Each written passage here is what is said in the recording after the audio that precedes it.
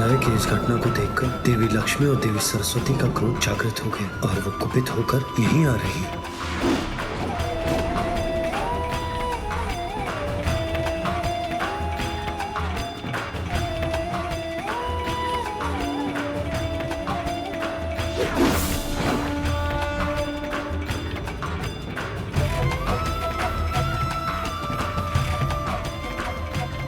सभी देवियां यहाँ आ गई और सबके मुख पर इतना अपार क्रोध झलक रहा है।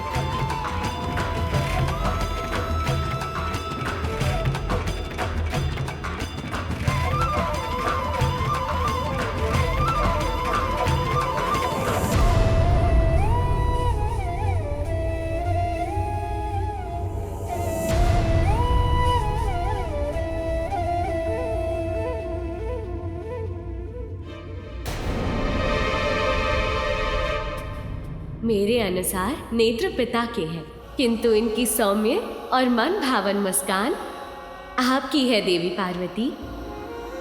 कितनी मनमोहक मुस्कान है, जैसे चारों दिशाओं को प्रकाशित कर रही हो।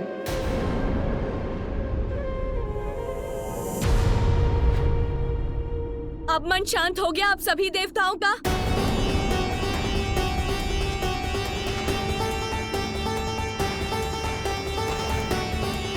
आप लोगों को ज्ञात भी है कि क्या कर बैठे हैं आप? जानते हैं ये बालक कौन था?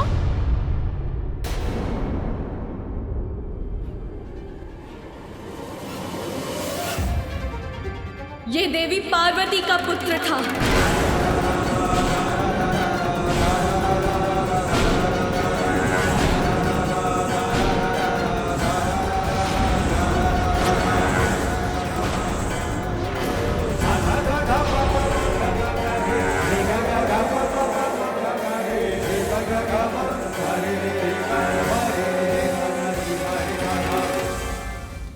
माता पार्वती का पुत्र? ये कैसे संभव है?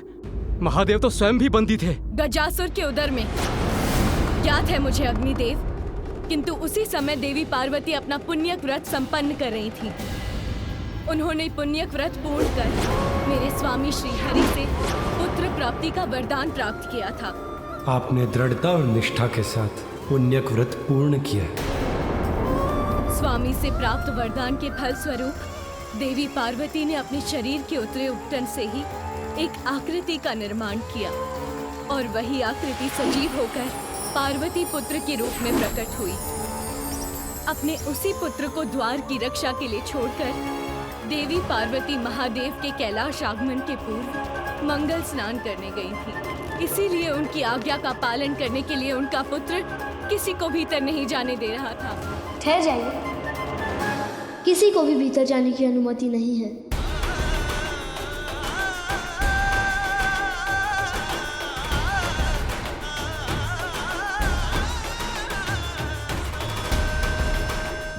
किंतु आप सभी ने देवता होते हुए भी इतनी सी बात को इतना बड़ा बना दिया कि उस बालक को अपने प्राणों से ही वंचित होना पड़ गया। नंदी, मैं तुम्हें अपने व्रत स्थल की रक्षा का दायित्व देती हूँ। मेरा व्रत पूर्ण होने तक यहाँ किसी का प्रवेश नहीं होना चाहिए। किसी का से मेरा अर्थ है यहाँ कोई नहीं आना चाहिए। जो आज्ञा माता।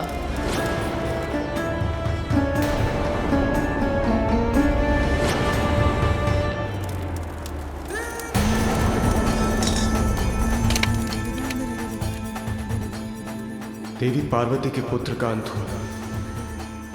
बहुत ही बड़ा अनर्थ हो गया हम सबसे। जो हुआ वो अनर्थ था, किंतु जो अब होने जा रहा है उसका आप सब अनुमान भी नहीं लगा सकते। आप सबके द्वारा उसे उत्तेजित कर उसकी उद्दंडता को बढ़ावा देना देवी पार्वती के प्रिय पुत्र के वध का कारण बना। आप सभी देवता इसके दोषी हैं और शीघ्र ही देवी पार्वती यहाँ अवश्य पहुंचेंगी। और जब यहाँ पहुंचने पर उन्हें ज्ञात होगा कि इतने वर्षों की कठोर तपस्या के बाद जिस पुत्र की उन्हें प्राप्ति हुई थी, आप लोगों से युद्ध में उसका अंत हुआ है, तो उनकी क्रोधाग्नि जागृत होगी। तब उसके भीषण परिणाम का सामना आप सभी कैसे कर पाएंगे? बोलिए देवराज। आदि शक्ति का क्रोध अर्थात सृष्टि का विनाश। देवी पार्वती के क्रोधाग्नि को शांत करने की क्षमता है किसी में? उनके क्रोध से किसी का भी बचाव संभव नहीं।